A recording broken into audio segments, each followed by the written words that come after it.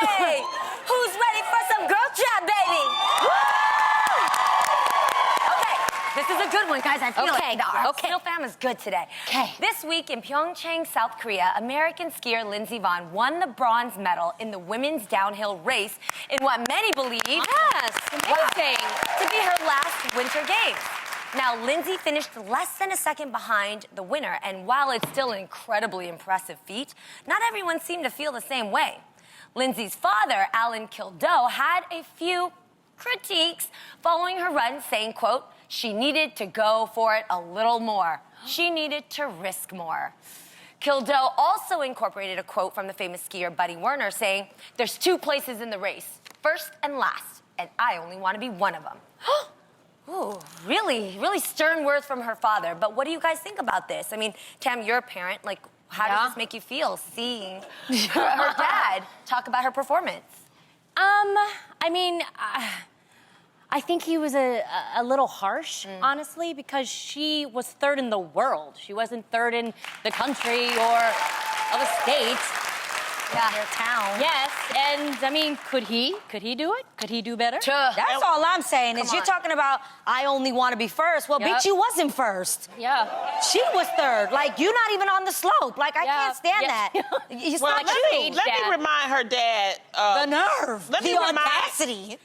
Let me remind her dad, Lindsey is one of 2 world championship gold medals she won in 2009, 3 silver medals in 2007, 2011, and she's won 4 overall World Cup titles. So, to me, that makes her first place in my head. I don't care what anybody says. He's being greedy now. Yes, it's about him. It's not really about her. And he said, I only want to, but you're not the one up there. What, like, I just never, what'd you say? That part right there, exactly. But I just don't get how you can critique someone that has obviously been so successful, especially as a parent. Like, you're supposed to be the one encouraging your children, saying, I'm so proud of you, no matter what you do in life, if you're successful, if you're not successful. And if she did her best...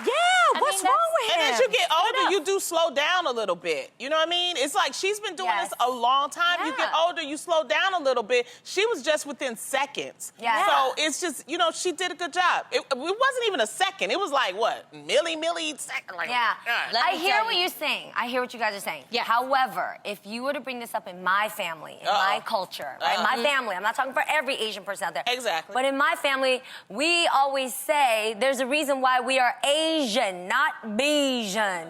You know what I'm saying? So let me explain. Okay. So my mom. Bayesian? No, we don't get B. Like okay. Bayesians are amazing. Right? But what I'm saying is, it depends Black on... Asian, yes, it's Asian, right? No, that's Blasian. We're not going to race. We're just... You guys, it was a funny joke. Okay.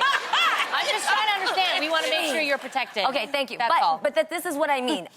In all trying to help my you culture, out. they're a little harder on you. They are a little harder on you because they believe in your potential and they want you to strive for the best. Now, not everybody has a tough skin for that. I, in particular, do. Mama Mai has always been very hard on me. She calls me out on my stuff. She knows when she's seen me at my best. Therefore, when I'm not, she's the first to be like, you look tired right now. Your face look wrinkled. You mad? Like, she says things like that. But it's real. Whenever she said it, it actually is real. She can watch me on any live performance and say, today wasn't your best day.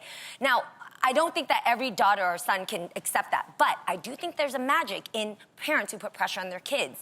For example, Lindsey, we have to say she got to where she is because of some of that pressure her father put on her, right? When you guys look at Beyonce Knowles' story and you listen to her father and how he created stages for her when she was a kid, even though the pressure might have been intense at some moments, there is a good to the pressure parents can put on you because it can really push you to believe in yourself because they believe in you the most. Yeah. Put me in, coach. Like LaVonna and Tanya Harding. And that's a perfect bad example of pressure that's not loving, right? Go. Because this is the thing. I understand what you're saying, and there is pressure, but then there's also embarrassment. And that's the problem that I have is that after knowing everything that his daughter has been going through with trolls and things like that, you're gonna add on to that. To me, that was not father-like for him to do that. And to do it in public. And I think, yes, like the conversations me and Mama Mai have are between me and my text messages. Right. She don't come out here and tell you guys my trash, which yes, you're right about that. Exactly. And so that was my real issue with the whole thing. It's like, hey, just support her, be there for her, and well, and I think also there needs to be a balance. I think as a parent, you need to know how far you can push them by encouraging them, because you can push them too far that they feel so much pressure that they actually underperform as well. Exactly. So it's all about finding that balance and realizing that if she's doing her best, did your daughter do her best? Yes. Then you gotta let go. Yes. Let go. But what Let if go. he feels she didn't do her best? Yes. What if he feels like that wasn't her best? That's fine. not how you say it, though. Publicly, That's not how you say it. I would I'm supporting my babies. Let me tell you, I support any kid that's trying to do something. Sure. I'm not gonna sit back and be like, you could have did better I hear what you're publicly. saying. I hear what you're saying. What if you know your daughter or your son and it wasn't their best? He shouldn't have said it in broad daylight. Maybe this is a conversation where they have between them two. Wait But tonight. that's a fair question, Adrian. Okay, I feel like you should push people maybe at the rehearsals, maybe at the practice. Yes. You could tell them, you gotta go harder, you gotta go harder at the practice. But it's done. Yeah. That's it. The Olympics over. You're gonna make her feel worse about not winning the first place. That's what we're That's saying. not- Yes. That's It doesn't what we're help saying. anything at this point. This is possibly her last time ever competing. It doesn't do any good to tell her, well, you didn't do all the way, you didn't risk hard enough. Yes. Like, what does that do at this point? Yes. Yeah, that's what we said. I think we all kind of saying it in a way, but do push your kids, do encourage Believe in them. them to the potential The you know. embarrassment part is what I don't like. Yes, publicly. I agree with that. Yes. Speaking of living up to expectations, a recent article on NPR discussed how positive stereotypes of certain races, no matter how well intentioned, can actually have negative effects.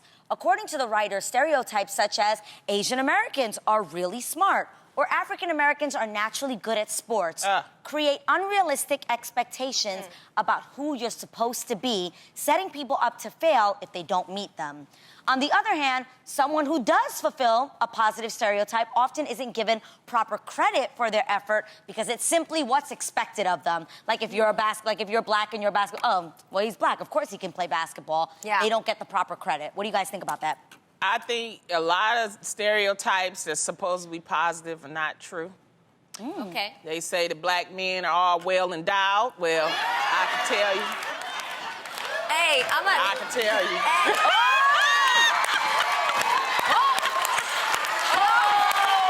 You started something. He is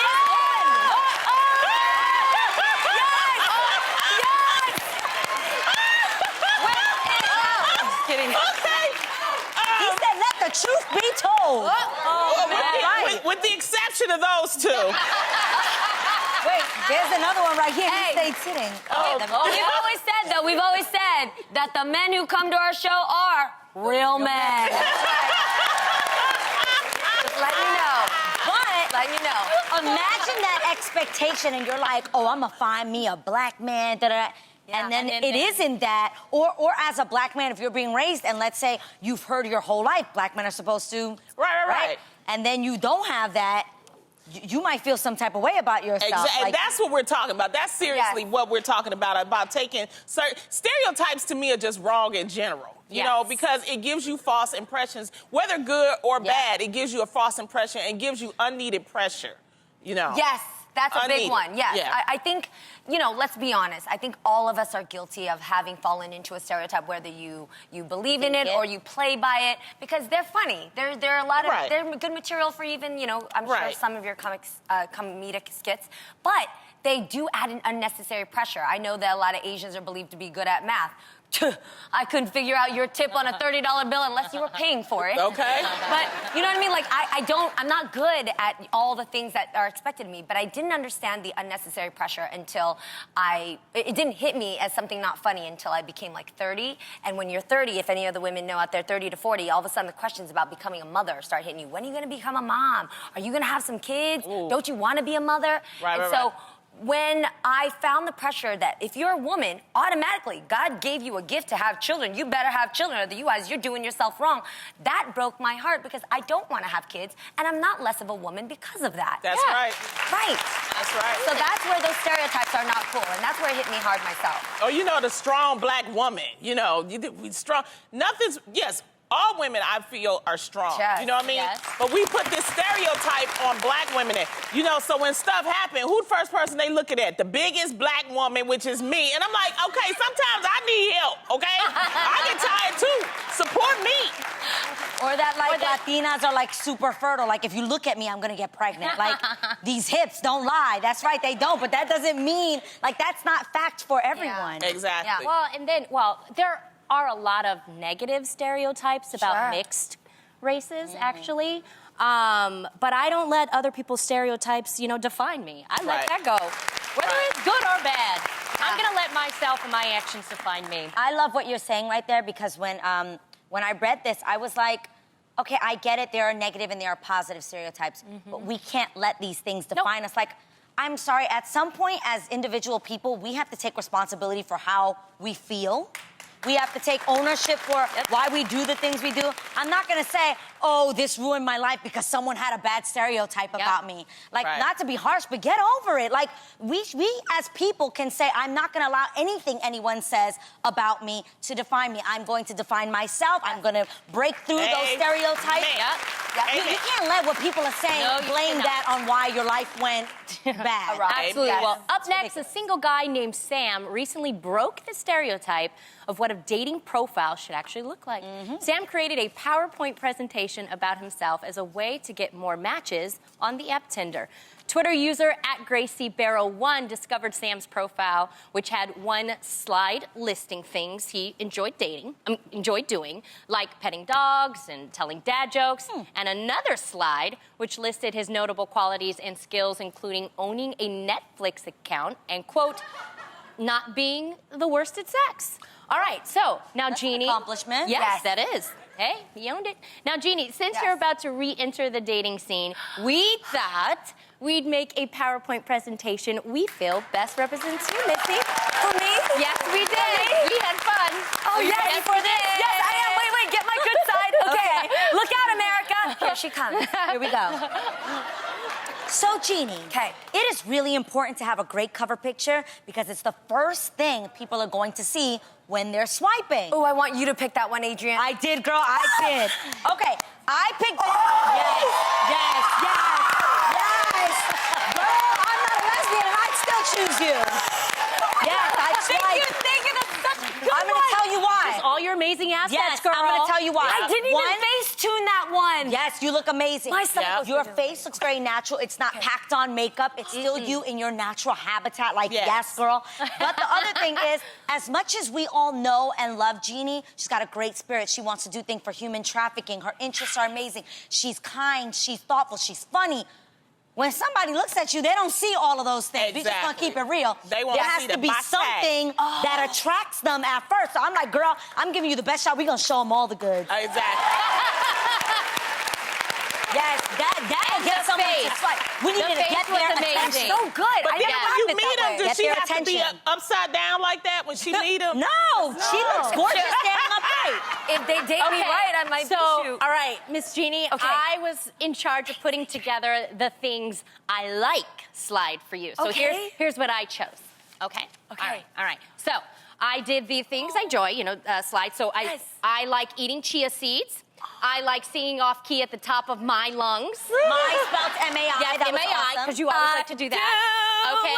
I like drinking a gallon of water a day for good colon health, because health is wealth. Yes, she's clean on the outside and also in the that, inside. you're all about that. You like to make fun of your mom. Yes. You like to listen to old school R&B. All day, SWB, Tony, about that has Bay done Area it life. again, yes. And you like to go to dance class 3 times a week. I So do! I'd like to add some humor in there, too. You know what I mean? Because you're naturally funny. I want them to know that up front, that you don't take yourself too seriously. Thank you. That's so Okay, good. well, What do you have, finally, Lonnie? I was in charge of listing your qualities and skills. Okay? Oh, So, no. Let's show the slide, please. You better do me. Very talkative. You see the picture I picked, but I Stunning. said, That's her hot. qualities is that she's talkative. She's That's hot. energetic. She's well-traveled. She's a stylist, so she can help you dress. She's a multitasker. And Wait. she can educate you on how to have a bowel movement. Told you. Colon health, bowel movement. Gosh. See, this is can. why your front picture was very important to hopefully distract from all the that you talk about. What is happening Is anybody here? else out there like me where you just love to talk, like you make sure that your number twos are good and healthy? You just want to be clean. That's They me. like We could be yes. friends. But we can't talk about that on the first date. Not on the okay? first date. I know. But I also don't want people to be surprised about that either. You know what I mean? So what would you say? Are we close? No, this is honestly for the self-esteem that kind of dwindles when you go through a divorce. This is the most beautiful moment I've ever felt in this time that I'm going through. Thank you so much. Beautiful. Seriously, thank you. I do want to ask though, Yes. honestly, can in our friendship, it doesn't have to be right away, but in our time, I would love for you guys to set me up, and it can be a blind date, but I want to see who you would pick for me to just go out on a date, just to see. Okay. Oh, why don't we each pick a guy and do like a little dating show type thing, right?